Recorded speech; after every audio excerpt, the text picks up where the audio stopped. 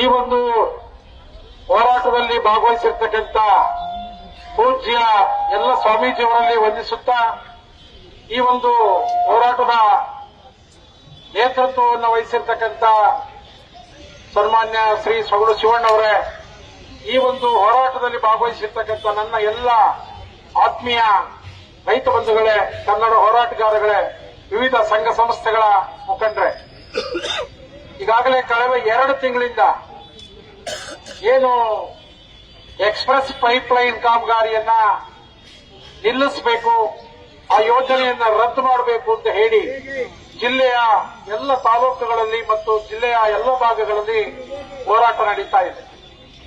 ಸರ್ಕಾರದ ಹಠಮಾರಿತನದ ಧೋರಣೆಯಿಂದ ಈ ಯೋಜನೆಯನ್ನ ಸರ್ಕಾರ ಇನ್ನೂ ಕೈಬಿಟ್ಟಿಲ್ಲ. ಏನು ಎಕ್ಸ್ಪ್ರೆಸ್ ಕಾಮಗಾರಿ ನಡೀತಾ ಇದೆ, ಆ ಪೈಪ್ಲೈನ್ ಕಾಮಗಾರಿ ನಡೀತಾ ಇದೆ, ಇದು ಅವೈಜ್ಞಾನಿಕವಾದಂತಹ ಯೋಜನೆ. ಯಾಕೆಂದ್ರೆ ಏನು ಮೂಲ ನಾಲೆಯ 70ನೇ ಕಿಲೋಮೀಟರ್ 167ನೇ ಕಿಲೋಮೀಟರ್ ವರೆಗೆ 35 ಕಿಲೋಮೀಟರ್ ಉದ್ದದ ಏನು ಪೈಪ್ಲೈನ್ ಕಾಮಗಾರಿಯನ್ನು ಮಾಡಲಿಕ್ಕೆ ಸರ್ಕಾರ ಹೊರಟಿದೆ, ಅದು 70ನೇ ಕಿಲೋಮೀಟರ್ 167ನೇ ಕಿಲೋಮೀಟರ್ಗೆ ಸುಮಾರು 30ರಿಂದ 35 ಮೀಟರ್ ತಗ್ಗಿನಲ್ಲಿದೆ. ಹಾಗಾಗಿ ಹೆಚ್ಚು ನೀರು ಮೂಲ ನಾಲೆಯಲ್ಲಿ ಬರ್ತಕ್ಕಂಥ ಬಹುತೇಕ ನೀರು ಕುಣಿಗಲ್ ಮತ್ತು ಮುಂಭಾಗದ ಮಾಗಡಿ ತಾಲೂಕಿಗೆ ಹರಿತಕ್ಕಂಥ ಸಾಧ್ಯತೆ ಇದೆ. ಹಾಗಾಗಿ ಇದೊಂದು ಅವೈಜ್ಞಾನಿಕವಾದಂಥ ಯೋಜನೆ. ಏನು ತುಮಕೂರು ಜಿಲ್ಲೆಗೆ ಹಂಚಿಕೆಯಾಗಿರ್ತಕ್ಕಂಥ 24.5 ಟಿಎಂಸಿ ನೀರನ್ನ ನಾವು ಇಲ್ಲಿಯವರೆಗೂ ಪಡೆಯಲಿಕ್ಕಾಗಿಲ್ಲ. ಪ್ರತಿ ವರ್ಷ 15, 16, 17, 18 ಟಿಎಂಸಿಗಿಂತಲೂ ಹೆಚ್ಚು ನೀರನ್ನ ಬಳಕೆ ಆಗಿಲ್ಲ. ಅದಕ್ಕೆ ಬಹಳಷ್ಟು ಕಾರಣಗಳಿದೆ. ಸಕಾಲಕ್ಕೆ ನೀರನ್ನ ಬಿಡದೇ ಇರತಕ್ಕಂಥದ್ದು, ನಾಲೆಯನ್ನ ಅಗಲೀಕರಣ ಮಾಡ್ತಾ ಇರ್ತಕ್ಕಂಥದ್ದು, ಅಗಲೀಕರಣ ಆಗದೇ ಇರತಕ್ಕಂಥದ್ದು, ಮತ್ತೆ ಇನ್ನು ಅನೇಕ ಜನಪ್ರತಿನಿಧಿಗಳ ಇಚ್ಛಾಶಕ್ತಿಯ ಕೊರತೆಯಿಂದ ನಾವು ನಮ್ಮ ನೀರನ್ನ ಬಳಕೆ ಮಾಡಿಕೊಳ್ಳಲಿಕ್ಕೆ ವಿಫಲವಾಗಿದ್ದೇವೆ, ಆ ನೀರಿನಿಂದ ವಂಚಿತವಾಗಿದ್ದೇವೆ. ಇಂಥ ಒಂದು ಸಂಕಷ್ಟದ ಸಂದರ್ಭದಲ್ಲಿ ಸರ್ಕಾರ ಮೂಲ ನಾಲೆಯ ಮುಖಾಂತರವೇ ನೀರನ್ನು ಹರಿಸಲಿಕ್ಕೆ ಸಾಧ್ಯ ಇದ್ರೂ ಸಹ ಒಂದು ಎಕ್ಸ್ಪ್ರೆಸ್ ಲಿಂಕ್ ಕ್ಯಾನಲ್ ಅನ್ನು ಮಾಡಲಿಕ್ಕೆ ಹೊರಟಿರ್ತಕ್ಕಂಥದ್ದು ಇದೊಂದು ಅವೈಜ್ಞಾನಿಕವಾದಂಥದ್ದು. ಮತ್ತು 70ನೇ ಕಿಲೋಮೀಟರ್ನ ಮುಂಭಾಗದಲ್ಲಿ ಬರ್ತಕ್ಕಂಥ ಸುಮಾರು 5-6 ತಾಲೂಕಿನ ಜನರು ಹೇಮಾವತಿ ನೀರಿನಿಂದ ವಂಚಿತವಾಗ್ತಾರೆ. ಇದೊಂದು ಆ ತಾಲೂಕಿಗೆ ಮರಣ ಶಾಸನ ಅಂದ್ರೆ ತಪ್ಪಾಗಲಾರದು. ಆ ಕಾರಣ ನಾವು ಸರ್ಕಾರವನ್ನು ಒತ್ತಾಯ ಮಾಡಿ ನೀವು ಆ ಯೋಜನೆಯನ್ನು ರದ್ದು ಮಾಡೋದ್ರಿಂದ ಕುಣಿಗಲ್ ಭಾಗಕ್ಕಾಗಲಿ ಅಥವಾ ನೀವು 2019ರಲ್ಲಿ ಏನು 25.3 ಟಿಎಂಸಿ ನೀರನ್ನ ಹಂಚಿಕೆ ಮಾಡಿದ್ರಿ, ಆ ಭಾಗಕ್ಕಾಗಲಿ ಯಾವುದೇ ತೊಂದರೆ ಆಗೋದಿಲ್ಲ. ನಾವ್ಯಾರೂ ಅದನ್ನು ವಿರೋಧ ಮಾಡೋದಿಲ್ಲ.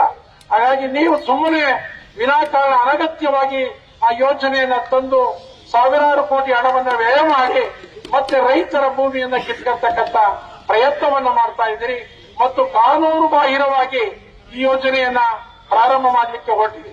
ಯಾವುದೇ ಯೋಜನೆ ಪ್ರಾರಂಭವಾಗಬೇಕಾದ್ರೆ ಭೂ ಸ್ವಾಧೀನ ಪ್ರಕ್ರಿಯೆ ಆಗಬೇಕು. 1191 ನೋಟಿಸ್ ಅನ್ನು ರೈತರಿಗೆ ಕೊಟ್ಟು ಅವರಿಂದ ಅನುಮತಿಯನ್ನು ಪಡೆದು ಅವಾರ್ಡ್ ಮಾಡಿ ಜನಗಳಿಗೆ ಹಣವನ್ನ ಕೊಟ್ಟು ನೀವು ಕೆಲಸವನ್ನ ಪ್ರಾರಂಭ ಮಾಡಬೇಕು. ಯಾವುದನ್ನೂ ಮಾಡದೆ ಅನಧಿಕೃತವಾಗಿ ತುರ್ತಾಗಿ ನೀವು ಈ ಯೋಜನೆಯನ್ನ ಪ್ರಾರಂಭ ಮಾಡಿರ್ತಕ್ಕಂಥದ್ರ ಹಿಂದೆ ಬೇರೆ ಬೇರೆ ಸಂಶಯಗಳು ನಮ್ಮನ್ನ ಕಾಡ್ತಾ ಇದೆ.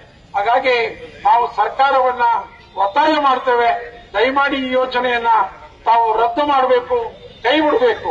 ಈಗಾಗಲೇ ಮೊನ್ನೆ 20ನೇ ತಾರೀಕು ಸರ್ಕಾರ ಜನಪ್ರತಿನಿಧಿಗಳ ಸಭೆಯಲ್ಲಿ ಏನು ಜನಪ್ರತಿನಿಧಿಗಳ ಅಹವಾಲನ್ನ ಪರಿಗಣಿಸುತ್ತೆ, ಅವರ ಅಹವಾಲನ್ನ ಮಂಡಿಸುತ್ತೆ, ತಾಂತ್ರಿಕ ಸಮಿತಿಯನ್ನ ರಚನೆ ಮಾಡ್ತೇವೆ, ಅವರು ವರದಿ ಕೊಡ್ಲಿ ಅಂತಕ್ಕಂಥ ಮಾತನ್ನ ಹೇಳಿ, ತಾಂತ್ರಿಕ ಸಮಿತಿಯ ವರದಿ ಏನು ಕೊಡ್ತದೆ ಅಂತಕ್ಕಂಥದ್ದು ಎಲ್ಲರಿಗೂ ಗೊತ್ತಿರ್ತಕ್ಕಂಥದ್ದೇ.